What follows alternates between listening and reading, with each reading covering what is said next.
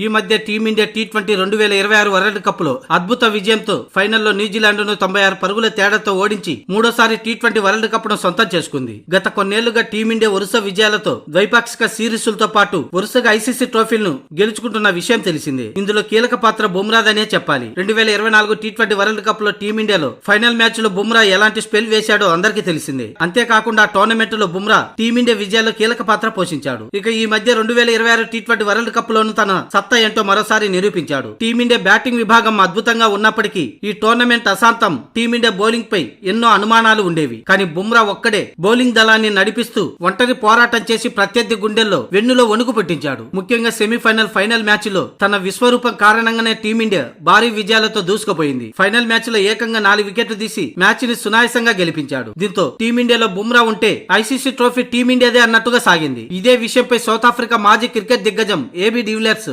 బుమ్రాపై ప్రశంసల వర్షం కురిపించాడు. ప్రపంచ క్రికెట్ లోనే బుమ్రా మెరుగైన బౌలర్ అనడంలో ఎలాంటి సందేహం లేదు. ముఖ్యంగా టీ20 ఫార్మేట్ లో అతని మించిన బౌలర్ ఎవరు లేరని అన్నాడు. ఎలాంటి పరిస్థితులు ఎదురైనా సరే తట్టుకొని ముందుకు సాగే సత్తా ఒక్క బుమ్రాకి మాత్రమే ఉందని అన్నాడు. తీవ్ర ఒత్తిడిని సైతం తట్టుకుంటూ మెరుగైన ప్రదర్శన చేయడం బుమ్రా ప్రత్యేకత అని అన్నాడు. ఇటీవల ముగిసిన టీ20 వరల్డ్ కప్ లో భారత్ ను విజేతగా నిలపడంలో అతని పాత్ర చాలా కీలకమని పేర్కొన్నాడు. రానున్న ఐపీఎల్ లోను బుమ్రా చెలరేగిపోవడం ఖాయమని డివిలియర్స్ జోషన్ చెప్పాడు. అంతేకాదు బుమ్రా టీమిండియాలో ఉన్నంత కాలం టీమిండియాకు ఐసీసీ ట్రోఫీలు కొదవే లేదంటూ ఏబీ డివిలియర్స్ పేర్కొన్నాడు.